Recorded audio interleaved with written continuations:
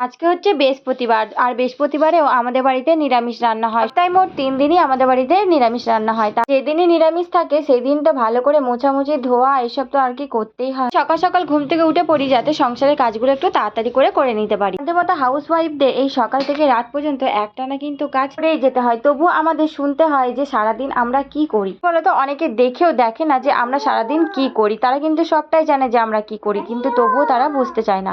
কোনো কথার উত্তর না দিয়ে মুখ বন্ধ করে কিন্তু আমাদের কাজ করেই যেতে হয়। যাই হোক, দেখো আজকে সকালে টিফিনে একটু কুমড়ো আলু দিয়ে তরকারি করে নিয়েছিলাম। সকালের খাবারটা খাওয়ার পরে দুপুরে রান্নার জন্য একটু বেগুন ভেজে নিলাম, সঙ্গে একটু শাকের তরকারি চাপিয়ে দিলাম। আর এটা হচ্ছে পাট শাক। এটা কিন্তু ওদিকে খেলা করছে আর এদিকে আমি একটা একটা করে রান্না করে নিচ্ছি। বেগুন, মূলো, আলু, গাজর এসব দিয়ে একটা সবজি মতন তরকারি করে নিলাম। তারপরে মামাম সোনাকে স্নান করিয়ে খাইয়ে দাইয়ে একবারে ঘুম পাড়িয়ে দিলাম। আর এদিকে জামা কাপড়গুলো ভাঁজ করে রান্না জায়গাটা ভালো করে মুছে নিলাম। রান্নার জন্য রুটি আর আলুর দম বানিয়ে নিলাম। মিনি ব্লগটা ভালো লাগলে একটা লাইক, চ্যানেলটি সাবস্ক্রাইব করতে ভুলো না।